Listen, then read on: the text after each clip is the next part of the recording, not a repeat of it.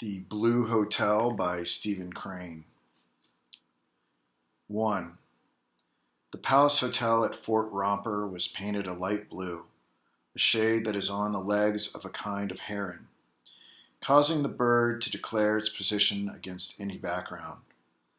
The Palace Hotel, then, was always screaming and howling in a way that made the dazzling winter landscape of Nebraska seem only a gray, swampish hush. It stood alone on the prairie, and when the snow was falling, the town 200 yards away was not visible. But when the traveler alighted at the railway station, he was obliged to pass the Palace Hotel before he could come upon the company of low clapboard houses which composed Fort Romper, and it was not to be thought that any traveler could pass the Palace Hotel without looking at it. Pat Scully, the proprietor, had proved himself a master of strategy when he chose his paints. It is true that on clear days, when the great transcontinental expresses, long lines of swaying Pullmans swept through Fort Romper, passengers were overcome at the sight. And the cult that knows the brown, reds, and the subdivisions of the dark greens of the East expressed shame, pity, horror, and a laugh. But to the citizens of this prairie town, and to the people who would naturally stop there, Pat Scully had performed a feat. With this opulence and splendor, these creeds, classes, egotisms that streamed through Romper on the rails day after day, they had no color in common. As if the displayed delights of such a blue hotel were not sufficiently enticing, it was Scully's habit to go every morning and evening to meet the leisurely trains that stopped at Romper, and work his seductions upon any man that he might see wavering, gripsack in hand. One morning, when a snow-crusted engine dragged its long string of freight cars and its one-passenger coach to the station, Scully performed the marvel of catching 3 men.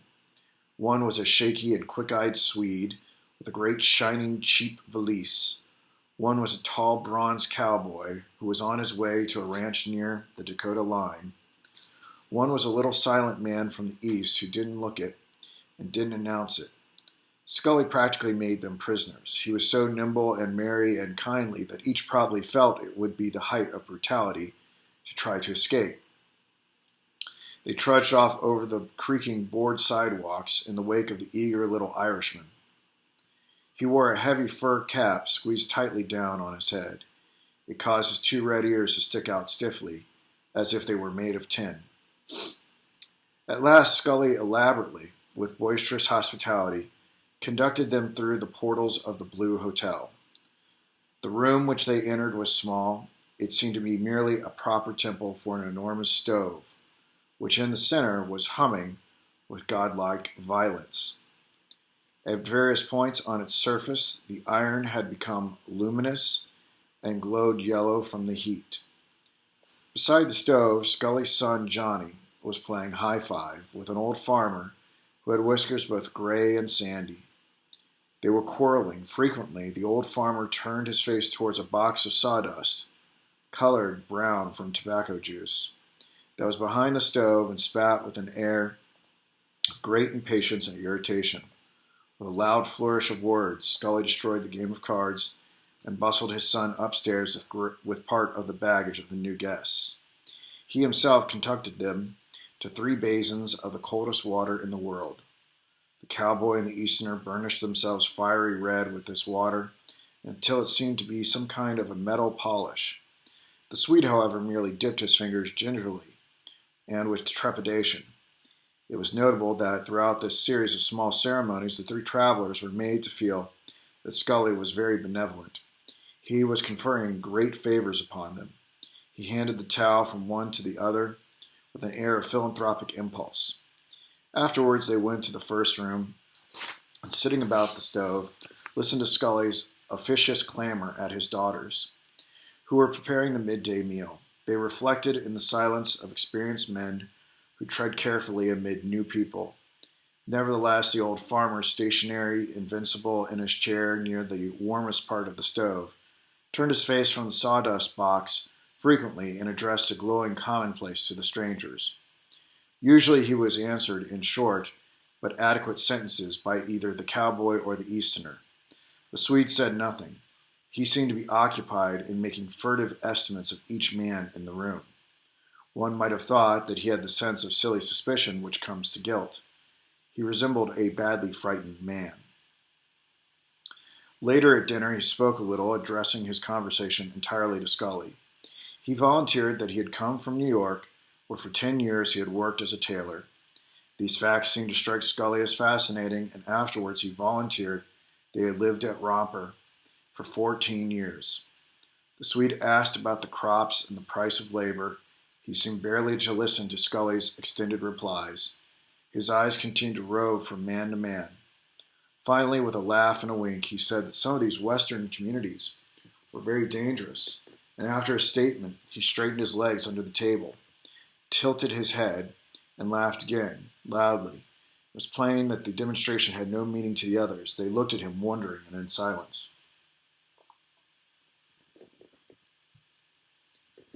2. As the men trooped heavily back into the front room, the two little windows presented views of a turmoiling sea of snow. The huge arms of the wind were making attempts, mighty, circular, futile, to embrace the flakes as they sped. A gatepost like a still man with a blanched face stood aghast amid the profligate fury. In a hearty voice, Scully announced the presence of a blizzard. The guests of the Blue Hotel, lighting their pipes, assented with grunts of lazy masculine contentment. No island of the sea could be exempt in the degree of this little room with its humming stove.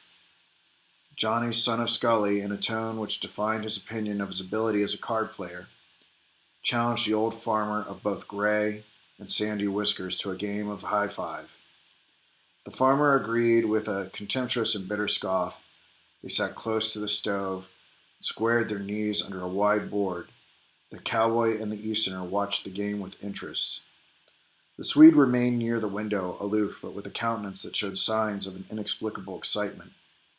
The play of Johnny and the graybeard was suddenly ended by another quarrel. The old man arose while casting a look of heated scorn at his adversary. He slowly buttoned his coat and then stalked with fabulous dignity from the room. In the discreet silence of all other men, the Swede laughed. His laughter rang somehow childish.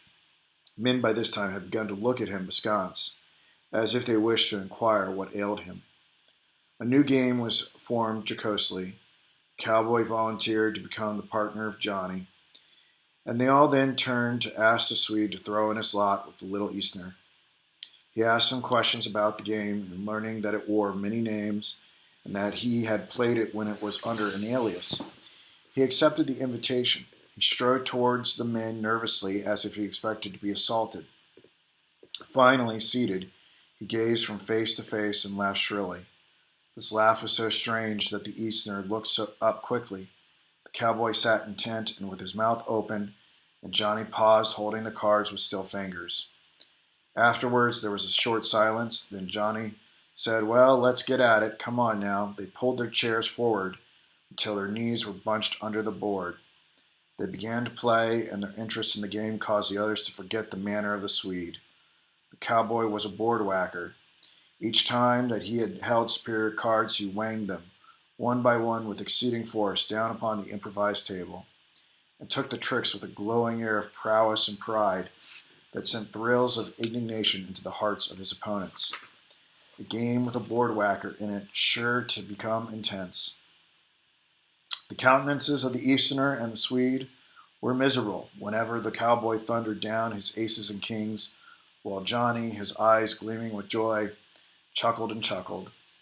Because of the absorbing play, none considered the strange ways of the Swede. They paid strict heed to the game. Finally, during a lull caused by a new deal, the Swede suddenly addressed Johnny. "I suppose there have been a good many men killed in this room." The jaws of the others dropped, and they looked at him. "What in hell are you talking about?" said Johnny. The Swede laughed again, his blatant laugh, full of a kind of false courage and defiance. "Oh, you know what I mean, all right," he answered. "I'm a liar if I do," Johnny protested. card was halted, and the men stared at the Swede. Johnny evidently felt that as the son of the proprietor he should make a direct inquiry. "Now what might you be driving at, mister?" he asked. The Swede winked at him. It was a wink full of cunning. His fingers shook on the edge of the board. "Oh, maybe you think I have been to nowheres. Maybe you think I am a tenderfoot." "I don't know nothing about you," answered Johnny. "And I don't give a damn where you've been. All I got to say is that I don't know what you're driving at. There ain't never been nobody killed in this room." The cowboy, who had been steadily gazing at the Swede, then spoke. "What's wrong with you, mister?" Apparently it seemed to the Swede that he was formidably menaced. He shivered and turned white near the corners of his mouth. He sent an appealing glance in the direction of the little Easterner. During these moments he did not forget to wear his air of advanced pot valor. "They say they don't know what I mean," he remarked mockingly to the Easterner. The latter answered after prolonged and cautious reflection. "I don't understand you," he said impassively. The Swede made a movement, then which announced that he thought he had encountered treachery from the only quarter where he had expected sympathy, if not help. "Oh, I see you are all against me, I see." The cowboy was in a state of deep stupefaction. "Say," he cried as he tumbled the deck violently down upon the board, "say, what are you getting at, hey?" The Swede sprang up with the celerity of a man escaping from a snake on the floor. "I don't want to fight," he shouted. "I don't want to fight." The cowboy stretched his long legs indolently and deliberately. His hands were in his pockets. He spat into the sawdust of the box. "Well, who the hell thought you did?" he inquired. The Swede backed rapidly towards a corner of the room. His hands were out protectingly in front of his chest, but he was making an obvious struggle to control his fright.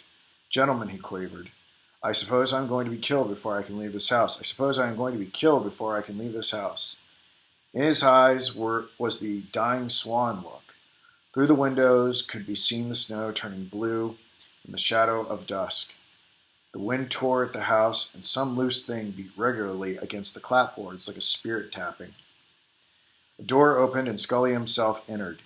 He paused in surprise as he noted the tragic attitude of the Swede. Then he said, "What's the matter here?" The Swede answered him swiftly and eagerly. "These men are going to kill me." "Kill you?" ejaculated Scully. "Kill you? What are you talking?" The Swede made the gesture of a martyr. Scully wheeled sternly upon his son. "What is this, Johnny?" The lad had grown sullen. "Damned if I know," he answered. "I can't make no sense of it." He began to shuffle the cards, fluttered them together with an angry snap. "He says a good many men have been killed in this room, or something like that. And he said he's going to be killed here too. I don't knows what ails him. He's crazy. I shouldn't wonder." Scully then looked for explanation to the cowboy, but the cowboy simply shrugged his shoulders. "Kill you," said Scully again to the Swede. "Kill you, man. You're off your nut." "Oh, I know," burst out the Swede. "I know what will happen. Yes, I'm crazy. Yes, of course, I'm crazy. Yes. But I know one thing." There was a sort of sweat of misery and terror upon his face. "I know I won't get out of here alive." The cowboy drew a deep breath, as if his mind was passing into the last stages of dissolution. "I'm doggone," he whispered to himself. Scully wheeled suddenly and faced his son. "You've been troubling this man." Johnny's voice was loud with its burden of grievance. "Why, good God, I ain't done nothing to him." The Swede broke in. "Gentlemen, do not disturb yourselves. I will leave this house. I will go away," because he accused them dramatically with his glance, "because I do not want to be killed." Scully was furious with his son. "Will you tell me what is the matter, you young devil?" "What's the matter, anyhow? Speak out." "Blame it," cried Johnny in despair. "Don't I tell you I don't know. He says we want to kill him, and that's all I know. I can't tell what ails him." The Swede continued to repeat, "Never mind, Mr. Scully, never mind. I will leave this house. I will go away because I do not wish to be killed. Yes, of course, I am crazy, yes, but I know one thing. I will go away. I will leave this house. Never mind, Mr. Scully, never mind. I will go away." "You will not go away," said Scully. "You will not go away until I hear the reason of this business. If anybody has troubled you, I will take care of him. This is my house. You are under my roof, and I will not allow any peaceable man to be troubled here." He cast a terrible eye upon Johnny, the cowboy, and the Easterner. Never mind, Mr. Scully, never mind. I will go away. I do not wish to be killed. The Swede moved towards the door, which opened upon the stairs. It was evidently his intention to go at once for his baggage. No, no, shouted Scully peremptorily. But the white-faced man slid by him and disappeared. Now, said Scully severely, what does this mean? Johnny and the cowboy cried together, why didn't you do nothing to him? Scully's eyes were cold. No, he said, you didn't. Johnny swore a deep oath. Why, this is the wildest loon I have ever seen. We didn't do nothing at all. We were just sitting here playing cards, and the father suddenly spoke to the Easterner. Mr. Blank, yes, what has these boys been doing? The Easterner reflected again. I didn't see anything wrong at all, he said at last slowly. Scully began to howl. Well, what does it mean? He stared ferociously at his son. I have a mind to lather you for this, me boy. Johnny was frantic. Well, what have I done? He bawled at his father.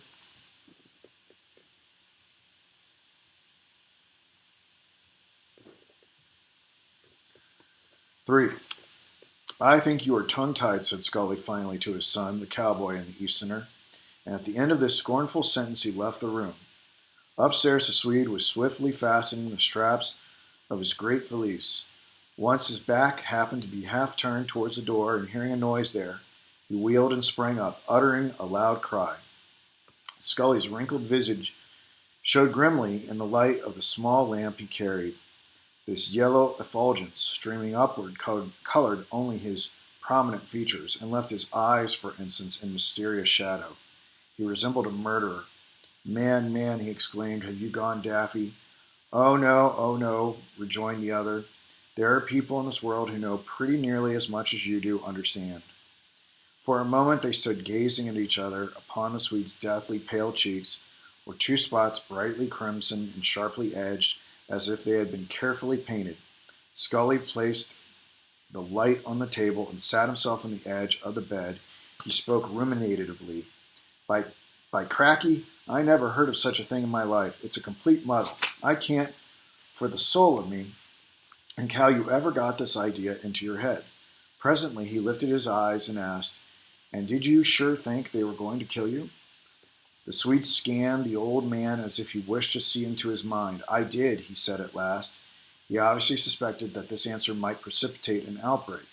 As he pulled on a strap, his whole arm shook, the elbow wavering like a bit of paper.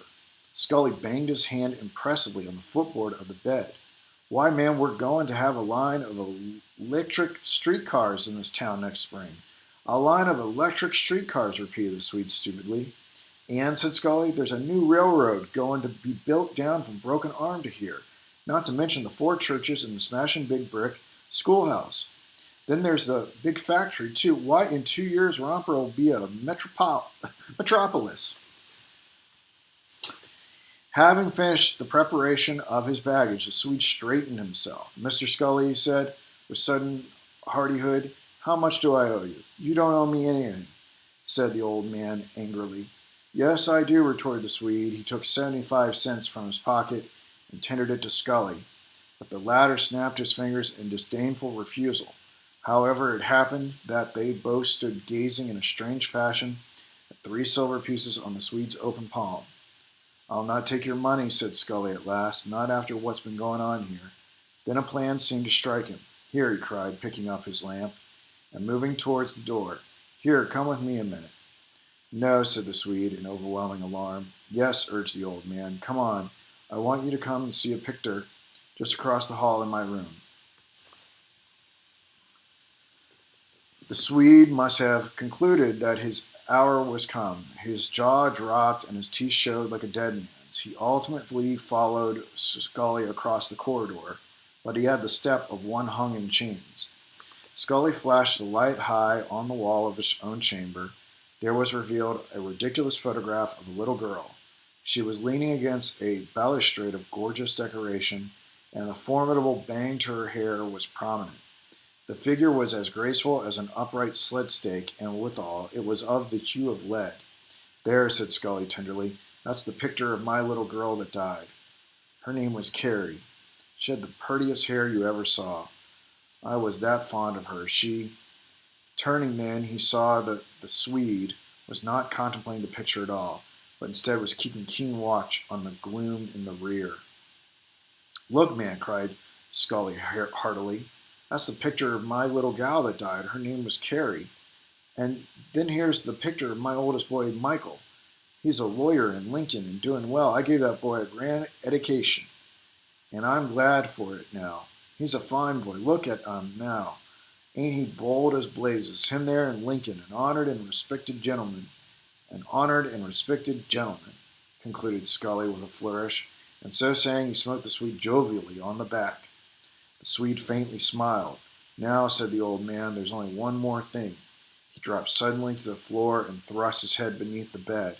The Swede could hear his muffled voice. "I'd keep it under me pillar if it wasn't for that boy Johnny. Then there's the old woman. Where is it now? I never put it twice in the same place. Ah, now come out with you." Presently he backed clumsily from under the bed, dragging with him an old coat rolled into a bundle. "I fetched him," he muttered. Kneeling on the floor, he unrolled the coat and extracted from its heart a large yellow-brown whiskey bottle. His first maneuver was to hold the bottle up to the light. Reassured apparently that nobody had been tampering with it, he thrust it with generous movement towards the Swede. The weak-kneed Swede was about to eagerly clutch this element of strength, but he suddenly jerked his hand away and cast a look of horror upon Scully. "Drink," said the old man affectionately, who had risen to his feet and now stood facing the Swede. There was a silence. Then again Scully said, "Drink."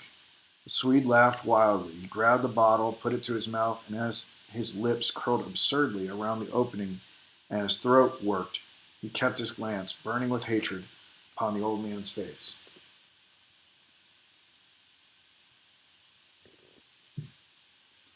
4. After the departure of Scully, the three men with the cardboard still upon their knees preserved for a long time an astounded silence. Then Johnny said, "That's the dog-dangest Swede I ever see." "He ain't no Swede," said the cowboy scornfully. "Well, what is he then?" cried Johnny. "What is he then?" "It's my opinion," replied the cowboy deliberately, "he's some kind of a Dutchman. It was a venerable custom of the country to entitle as Swedes all light-haired men who spoke with a heavy tongue. In consequence, the idea of the cowboy was not without its daring. "Yes, sir," he repeated, "it's my opinion this feller is some kind of a Dutchman." "Well, he says he's a Swede, anyhow," muttered Johnny sulkily. He turned to the Easterner. "What do you think, Mr. Blank?" "Oh, I don't know," replied the Easterner. "Well, what do you think makes him act that way?" asked the cowboy. "Why, he's frightened." The Easterner knocked his pipe against the rim of the stove. "He's clear frightened out of his boots." "What at?" cried Johnny and cowboy together. The Easterner reflected over his answer. "What at?" cried the others again. "Well, I don't know, but it seems to me this man has been reading dime novels, and he thinks he's right out in the middle of it, the shooting and stabbing and all." "But," said the cowboy, deeply scandalized, "this ain't Wyoming. Near none of them places. This is Nebraska." "Yes," added Johnny, "and why don't he wait till he gets out west?" The traveled Easterner laughed. "It isn't different there, even, not in these days, but he thinks he's right in the middle of hell." Johnny and the cowboy mused along. "It's awful funny," remarked Johnny at last. "Yes," said the cowboy, "this is a queer game. I hope we don't get snowed in, because then we'd have to stand this here man being around with us all the time. That wouldn't be no good." "I wish Pop would throw him out," said Johnny. Presently they heard a loud stamping on the stairs, accompanied by ringing jokes in the voice of old Scully, and laughter, evidently from the Swede. The men around the stove stared vacantly at each other. "Gosh," said the cowboy. The door flew open and old Scully, flushed and anecdotal, came into the room. He was jabbering at the Swede, who followed him, laughing bravely. It was the entry of two roysters from a banquet hall. "Come now," said Scully sharply to the three seated men. "Move up and give us a chance at the stove." The cowboy and the Easterner obediently sidled their chairs to make room for the newcomers. Johnny, however, simply arranged himself in a more indolent attitude and then remained motionless. "Come, get over there," said Scully. "Plenty of room on the other side of the stove," said Johnny. "Do you think we want to sit in the draught?" roared the father, but the Swede here interposed with a grandeur of confidence. "No, no, let the boy sit where he likes," he cried in a bullying voice to the father. All right," said Scully deferentially. The cowboy and the Easterner exchanged glances of wonder. The 5 chairs were formed in a crescent about one side of the stove. The Swede began to talk.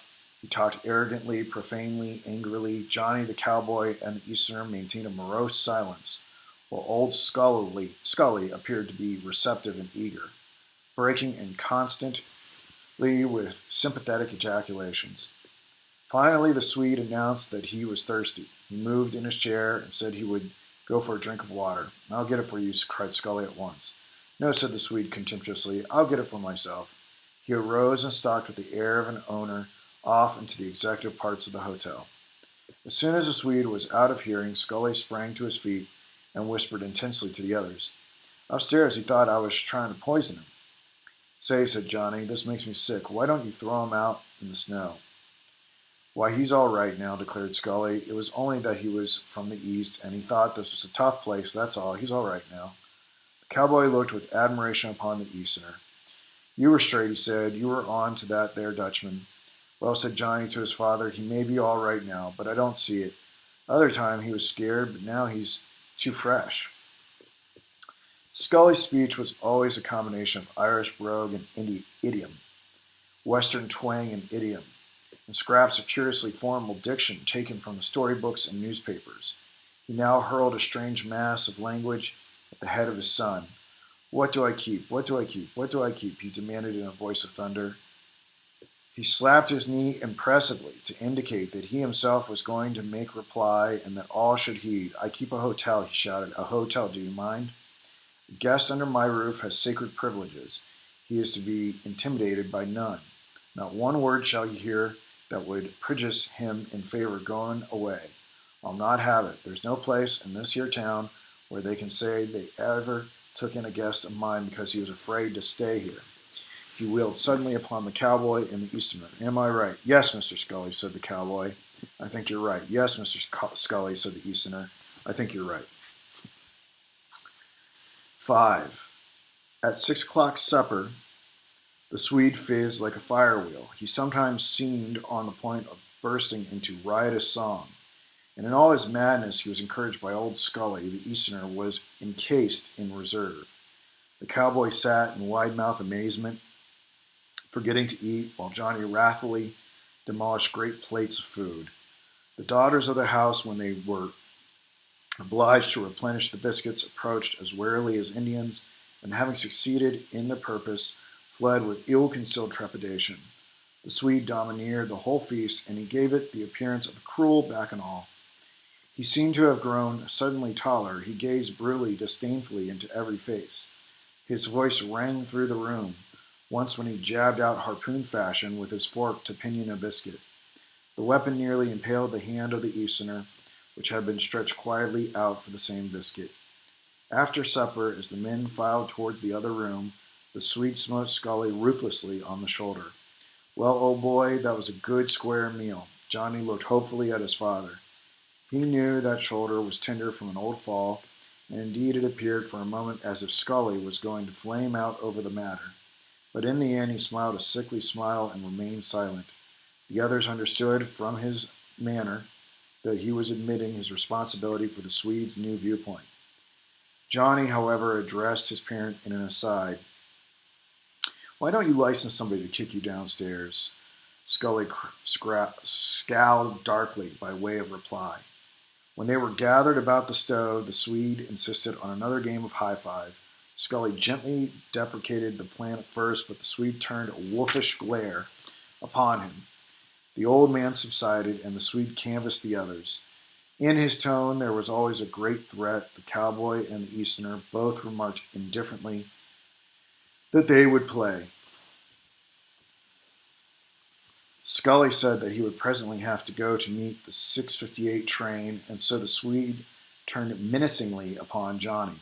For a moment their glances crossed like blades, and then Johnny smiled and said, "Yes, I'll play." They formed a square with the little board on their knees. The Easterner and the Swede were again partners. As the play went on, it was noticeable that the cowboy was not board-whacking as usual. Meanwhile, Scully, near the lamp, had put on his spectacles, and with an appearance curiously like an old priest, was reading a newspaper. In time, he went out to meet the 6:58 train, and despite his precautions, a gust of polar wind whirled into the room as he opened the door. Besides the scattering the cards, it chilled the players to the marrow. The Swede cursed frightfully when Scully returned. His entrance disturbed a cozy and friendly scene. The Swede again cursed, but presently they were once more intent, their heads bent forward and their hands moving swiftly. The Swede had adopted the fashion of board whacking. Scully took up his paper and for a long time remained immersed in matters which were extraordinarily remote from him. The lamp burned badly, and once he stopped to adjust the wick, the newspaper, as he turned from page to page, rustled with a slow and comfortable sound. Then suddenly he heard three terrible words. "You are cheating." Such scenes often prove that there can be little of dramatic import in environment. Any room can present a tragic front. Any room can be comic. This little den was now hideous as a torture chamber. The new faces of the men themselves had changed upon the instant. The Swede held a huge fist in front of Johnny's face, while the latter looked steadily over it into the blazing orbs of his accuser. The Easterner had grown pallid. The cowboy's jaw had dropped in that expression of bovine amazement, which was one of his important mannerisms. After the three words, the first sound in the room was made by Scully's paper as it floated forgotten to his feet.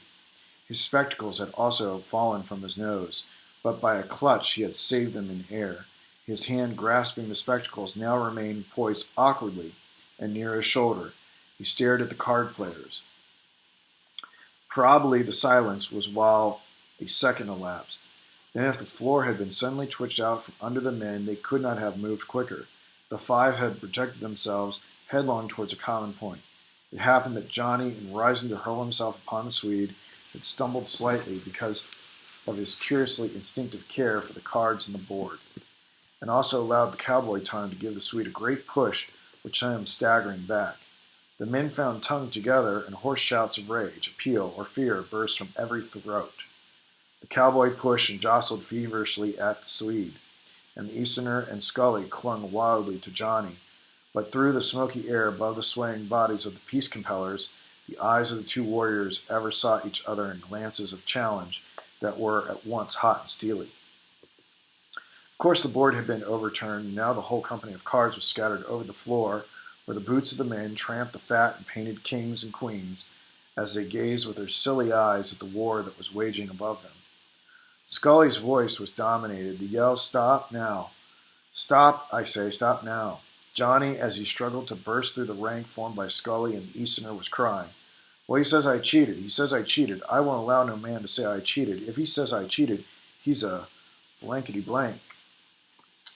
The cowboy was telling the Swede, "Quit now, quit, do you hear?" The screams of the Swede never ceased. "He did cheat. I saw him. I saw him." As for the Easterner, he was importuning in a voice that was not heated. "Wait a minute, can't you? Oh, wait a minute. What's the good of a fight over a game of cards? Wait a minute." In this tumult, no complete sentences were clear. "Cheat, quit," he says. These fragments pierced the uproar and rang out sharply. It was remarkable that whereas Scully undoubtedly made the most noise, he was the least heard of any of the riotous band. Then suddenly there was a great cessation. It was as if each man had paused for breath, and although the room was still lighted with the anger of men, it could be seen that there was no danger of immediate conflict, and at once Johnny, shouldering his way forward, almost succeeded in confronting the Swede. "What did you say I cheated for? What did you say I cheated for? I don't cheat, and I won't let no man say I do."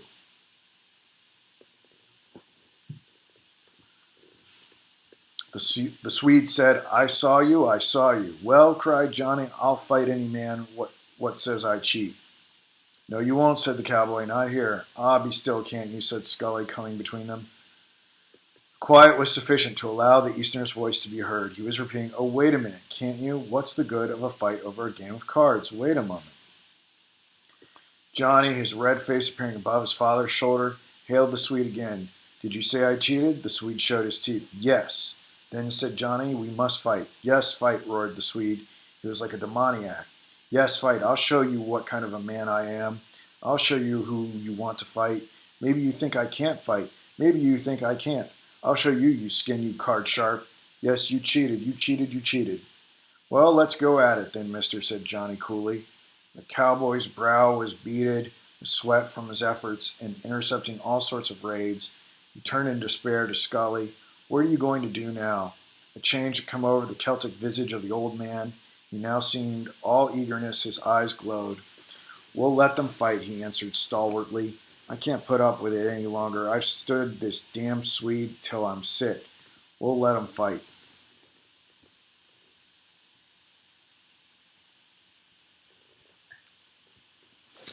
6. The men prepared to go out of doors. The Easterner was so nervous that he had great difficulty in getting his arms into the sleeves of his new leather coat. As the cowboy drew his fur cap down over his ears, his hands trembled. In fact, Johnny and Old Scully were the only ones who displayed no agitation. These preliminaries were conducted without words. Scully threw open the door. Well, come on, he said instantly. A terrific wind caused the flame of the lamp to struggle at its wick, while a puff of black smoke sprang from the chimney top. The stove was in mid-current of the blast, and its voice swelled to equal the roar of the storm.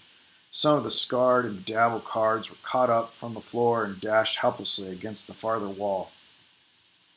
The men lowered their heads and plunged into the tempest as into a sea.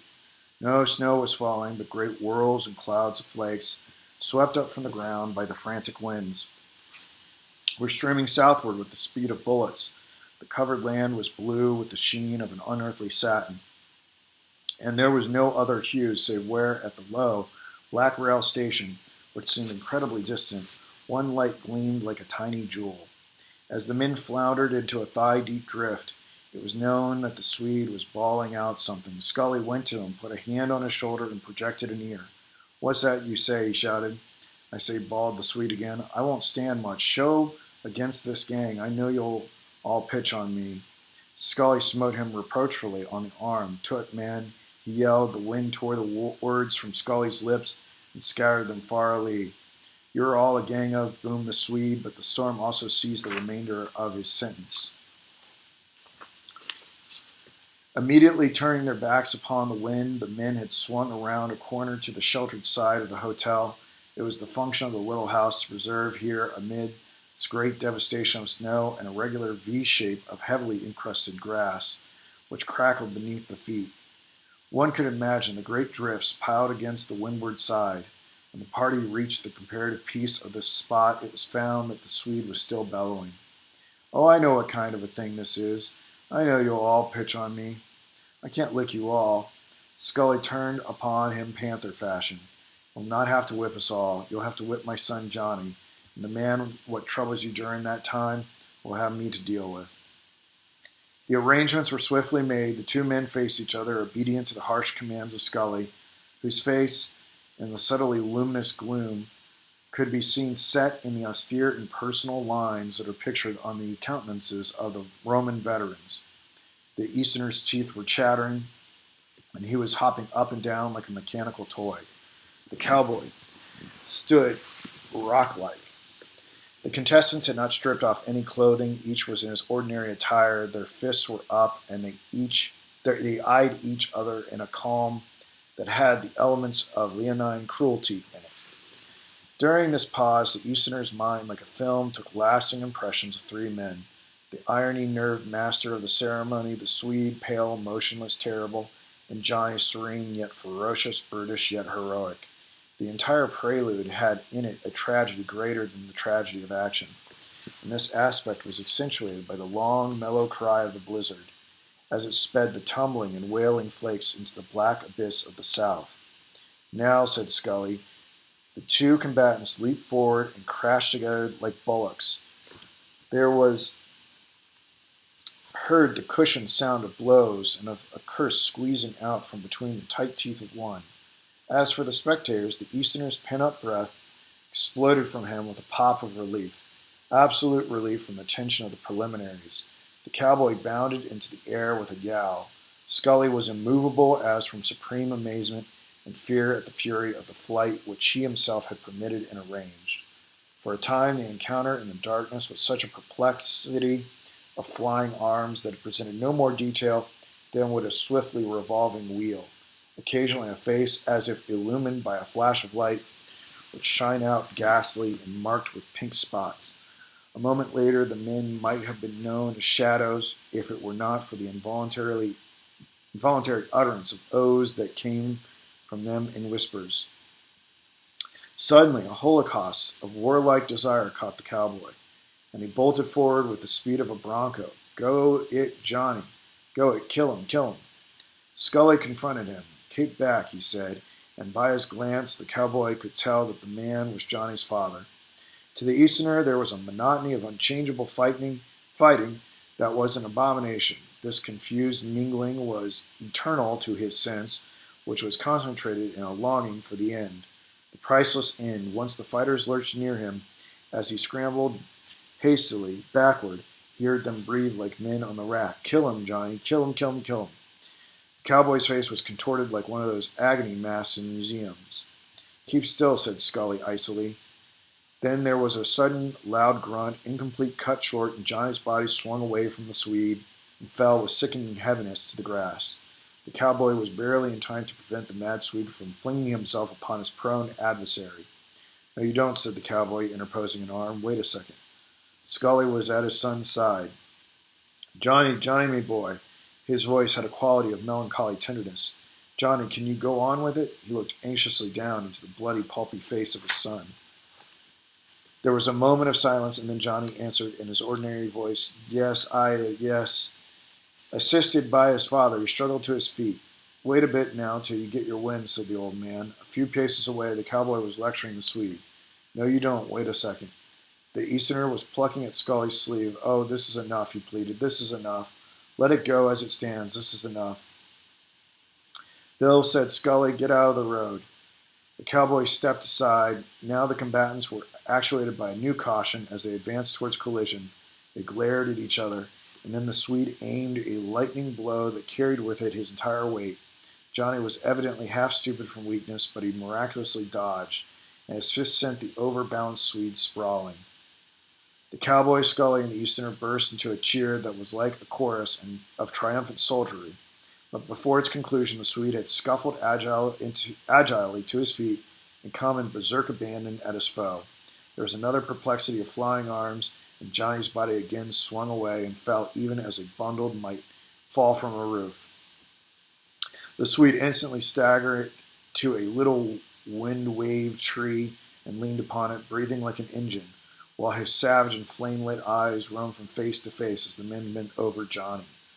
There was a splendor of isolation in his situation at this time, which the Easterner felt once when, lifting his eyes from the man on the ground, he beheld a mysterious and lonely figure waiting. Are you any good yet, Johnny? Asked Scully in a broken voice. The son gasped and opened his eyes languidly. After a moment he answered, No, I ain't any good anymore. Then from shame and bodily ill he began to weep. Tears furrowing down through the blood stains on his face, he was too heavy for me. Scully straightened and addressed the waiting figure. Stranger, he said, evenly, it's all up with our side. Then his voice changed into the vibrant huskiness, which is commonly the tone of the most simple and deadly announcement. Johnny is whipped.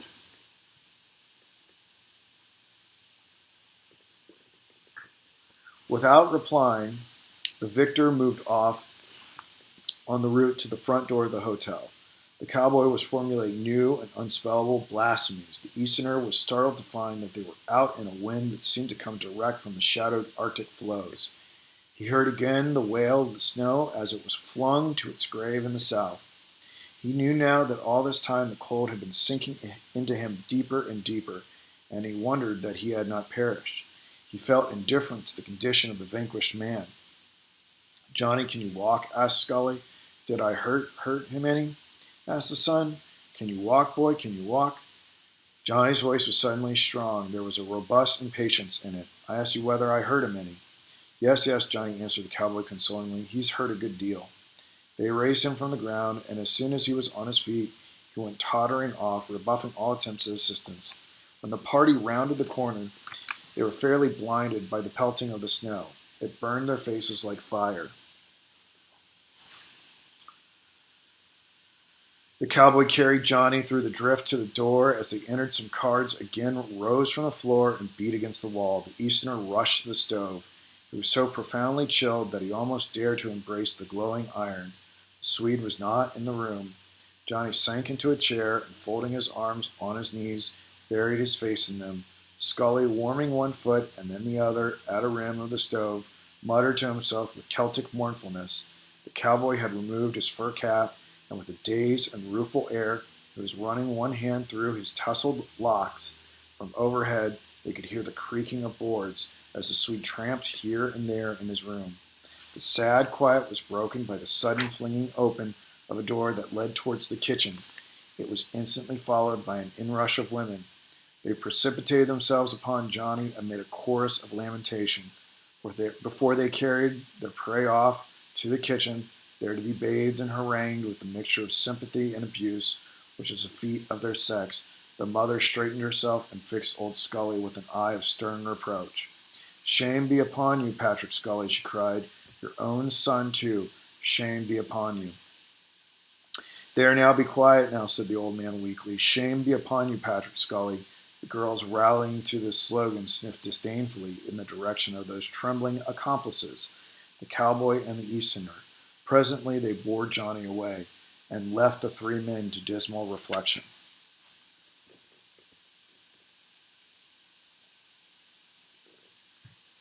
Part 7.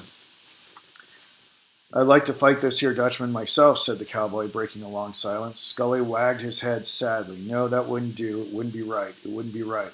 "Well, why wouldn't?" argued the cowboy. "I don't see no harm in it." "No," answered Scully with mournful heroism. "It wouldn't be right. It was Johnny's fight, and now we mustn't whip the man just because he whipped Johnny." "Yes, that's true enough," said the cowboy, "but he'd better not get fresh with me, because I couldn't stand no more of it." "You'll not say a word to him," commanded Scully, and even then they heard the tread of the Swede on the stairs. His entrance was made theatric. He swept the door back with a bang and swaggered to the middle of the room.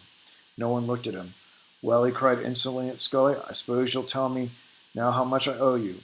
The old man remained stolid. "You don't owe me nothing." "Huh?" said the Swede. "Huh? Don't owe nothing?" The cowboy addressed the Swede. "Stranger, I don't see how you come to be so gay around here." Old Scully was instantly alert. "Stop," he shouted, holding his hand forth, fingers upward. "Bill, you shut up." The cowboy spat carelessly into the sawdust box. "I didn't say a word, did I?" he asked. "Mr. Scully," called the Swede, "how much do I owe you?" It was seen that he was attired for departure, and that he had his valise in his hand. "You don't owe me nothing," repeated Scully in his same imperturbable way. "Huh?" said the Swede. "I guess you're right. I guess if it was any way at all, you'd owe me something. That is what I guess." He turned to the cowboy. "Kill him, kill him, kill him," he mimicked, and then guffawed victoriously. "Kill him." He was convulsed with ironical humor. But he might have been jeering the dead. The three men were immovable and silent, staring with glassy eyes at the stove. The Swede opened the door and passed into the storm, giving one derisive glance backward at the still group. As soon as the door was closed, Scully and the cowboy leaped to their feet and began to curse. They trampled to and fro, waving their arms and smashing into the air with their fists. "Oh, but that was a hard minute," waited Scully. "That was a hard minute. Him there leering and scoffing. One bang in his nose was worth $40 to me that minute. How did you stand it, Bill?" "How did I stand it?" cried the cowboy in a quivering voice. "How did I stand it? Oh," the old man burst into a sudden brogue. "I'd like to take that Swede," he wailed, "and hold him down on a stone floor and bait him to a jelly wid a stick." The cowboy groaned in sympathy. "I'd like to get him by the neck and hammer him." He brought his hand down on a chair with a noise like a pistol shot. "Hammer that there Dutchman until he couldn't tell himself from a dead coyote. I'd bait him until I'd show him some things." And then together they raised a yearning, fanatic cry.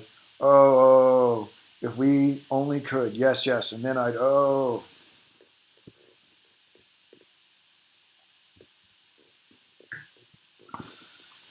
8.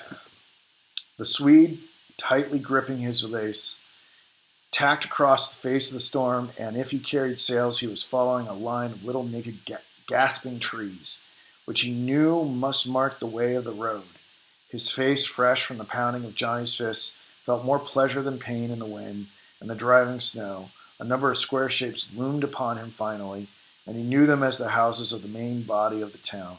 He found a street and made travel along it, leaning heavily upon the wind whenever, at a corner, a terrific blast caught him. He might have been in a deserted village. We picture the world as thick with conquering and elate humanity. But here, with the bugles of the tempest pealing, it was hard to imagine a peopled earth. One viewed the existence of man then as a marvel, and conceded a glamour and wonder of these lice which were caused to cling to a whirling, fire-smote, ice-locked, disease-stricken, space-lost bulb. The conceit of man was explained by this storm to be the very engine of life. One was a coxcomb not to die in it. However, the Swede found a saloon. In front of it, an indomitable red light was burning, and the snowflakes were made blood-color as they flew through the circumscribed territory of the lamp shining. The Swede pushed open the door of the saloon and entered. A sanded expanse was before him, and at the end of it 4 men sat about a table drinking. Down one side of the room extended a radiant bar, and its guardian was leaning upon his elbows, listening to the talk of the men at the table. The Swede dropped his valise upon the floor, and smiling fraternally upon the barkeeper, said, "Give me some whiskey, will you?" The man placed a bottle, a whiskey glass, and a glass of ice-thick water upon the bar. The Swede poured himself an abnormal portion of whiskey and drank it in 3 gulps. "Pretty bad night," remarked the bartender indifferently. He was making the pretension of blindness, which is usually a distinction of his class. But it could have been seen that he was furtively studying the half-erased bloodstains on the face of the Swede. "Bad night," he said again. "Oh, it's good enough for me," replied the Swede heartily as he poured himself some more whiskey. The barkeeper took his coin and maneuvered it through its reception by the highly nickeled cash machine. Bell rang, a card labeled 20 cents had appeared. "No," continued the Swede, "this isn't too bad weather. It's good enough for me." "So," murmured the barkeeper languidly. The copious drams made the Swede's eyes swim, and he breathed a trifle heavier. "Yes, I like this weather. I like it. It suits me." It was apparently his design to impact a deep significance to these words. "So," murmured the bartender again. He turned to gaze dreamily at the scroll-like birds and bird-like scrolls which had been drawn with soap upon the mirror's back of the bar. "Well, I guess I'll take another drink," said the Swede presently. "Have something?" "No, thanks, I'm not drinking," answered the bartender. Afterwards he asked, "How did you hurt your face?" The Swede immediately began to boast loudly. "Why, in a fight, I thumped the soul out of a man down here at Scully's Hotel." The interest of the 4 men at the table was at last aroused. "Who was it?" said one. "Johnny Scully," blustered the Swede, "son of the man what runs it. He will be pretty near dead for some weeks. I can tell you, I made a nice thing of him." "I did. He couldn't get up. They carried him in the house. Have a drink?" Instantly the men in some subtle way encased themselves in reserve. "No thanks," said one. The group was of curious formation. 2 were prominent local businessmen, one was the district attorney, and one was a professional gambler of the kind known as square. But a scrutiny of the group would not have enabled an observer to pick the gambler from the men of more reputable pursuits. He was in fact a man so delicate in manner when among people of fair class, and so judicious in his choice of victims, that in the strictly masculine part of the town's life he had come to be explicitly trusted and admired. People called him a thoroughbred. The fear and contempt with which his craft was regarded was undoubtedly the reason that his quiet dignity shone conspicuous above the quiet dignity of men who might be merely hatters, billiard makers, or grocery clerks. Beyond an occasional unwary traveler who came by rail, this gambler was supposed to prey solely upon reckless and senile farmers who, when flush with good crops, drove into town in all the pride and confidence of an absolutely invulnerable stupidity. Hearing at times in circuitous fashion of the despoilment of such a farmer, the important men of Romper invariably laughed in contempt of the victim, and if they thought of the wolf at all, it was with a kind of pride at the knowledge that he would never dare think of attacking their wisdom and courage. Besides, it was popular that this gambler had a real wife and 2 real children in a neat cottage in a suburb where he led an exemplary home life, and when anyone suggested a discrepancy in his character, the crowd immediately vociferated descriptions of this virtuous family circle. Then men who led exemplary home lives and men who did not lead exemplary home lives all subsided in a bunch, remarking that there was nothing more to be said. However, when a restriction was placed upon him, as for instance when a strong clique of members of the new Pollywog Club refused to permit him, even as a spectator, to appear in the rooms of the organization, the candor and gentleness with which he accepted the judgment disarmed many of his foes and made his friends more desperately partisan. He invariably distinguished between himself and a respectable romper man so quickly and frankly that his manner actually appeared to be a continual broadcast compliment. And one must not forget to declare the fundamental fact of his entire position in Romper. It is irrefutable that in all affairs outside of his business and all matters that occur eternally and commonly between man and man, this thieving card player was so generous, so just, so moral that in a contest he could have put to flight the consciences of 9/10 of the citizens of Romper. And so it happened that he was seated in this saloon with the two prominent local merchants and the district attorney. The Swede continued to drink raw whiskey, meanwhile babbling at the barkeeper and trying to induce him to indulge in potations. "Come on, have a drink. Come on. What, no? Well, have a little one, then. By God, I've whipped a man tonight, and I want to celebrate. I whipped him good, too." "Gentlemen," the Swede cried to the men at the table, "have a drink." "Shh," said the barkeeper. The group at the table, although furtively attentive, had been pretending to be deep in talk, but now a man lifted his eyes toward the Swede and said shortly, "Thanks, we don't want any more." At this reply, the Swede ruffled out his chest like a rooster.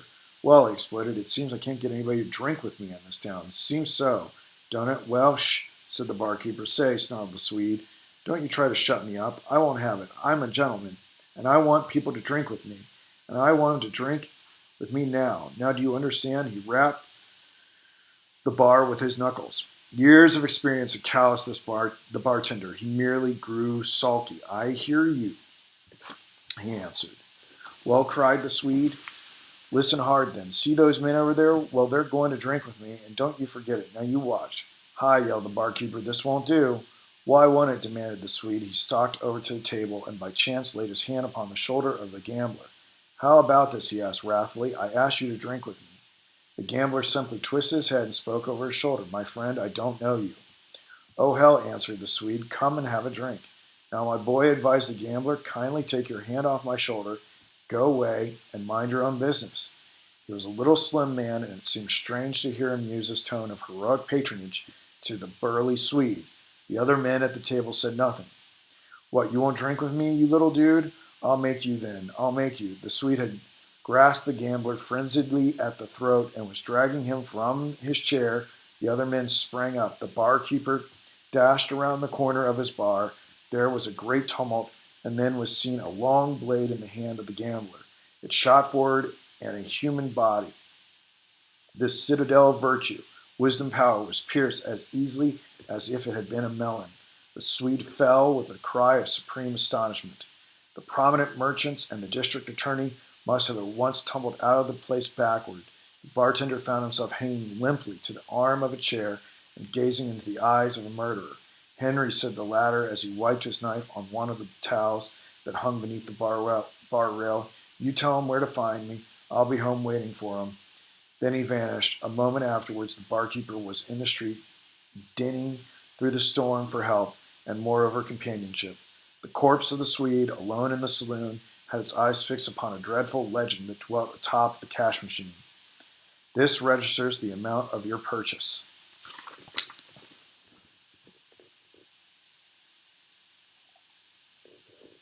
9.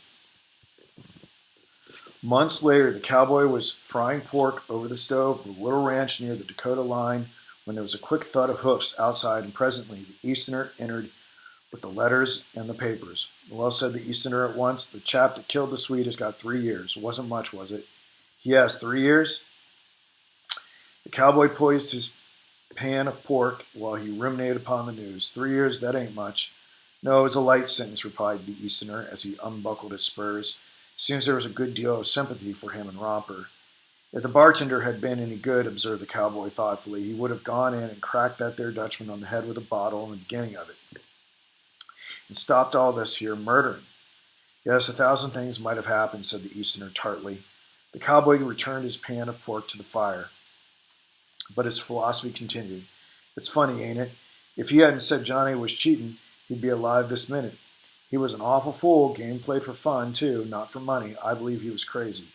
I feel sorry for that gambler, said the Easterner. Oh, so do I, said the cowboy. He don't deserve none of it for killing who he did. The Swede might not have been killed if everything had been square. Might not have been killed, exclaimed the cowboy. Everything square? Why, when he said that Johnny was cheating and acted like such a jackass, and then in the saloon he fairly walked up to get hurt. With these arguments, the cowboy browbeat the Easterner and reduced him to rage. You're a fool, cried the Easterner viciously. You're a bigger jackass than the Swede by a million majority. Now let me tell you one thing. Let me tell you something. Listen, Johnny was cheating. Johnny, said the cowboy blankly. There was a minute of silence, and then he said robustly, Why, no, the game was only for fun. Fun or not, said the Easterner, Johnny was cheating. I saw him, I know it, I saw him, and I refused to stand up and be a man. I let the Swede fight it out alone. And you were simply puffing around the place and wanting to fight. And then old Scully himself. We are all in it. This poor gambler isn't even a noun. He is kind of an adverb. Every sin is the result of a collaboration. We 5 of us have collaborated in the murder of this Swede. Usually there are from a dozen to 40 women really involved in every murder. But in this case, it seems to be only 5 men. You, I, Johnny, old Scully, and that fool of an unfortunate gambler came merely as a culmination, apex of a human movement, and gets all the punishment. The cowboy, injured and rebellious, cried out blindly into this fog of mysterious theory. Well, I didn't do anything, did I?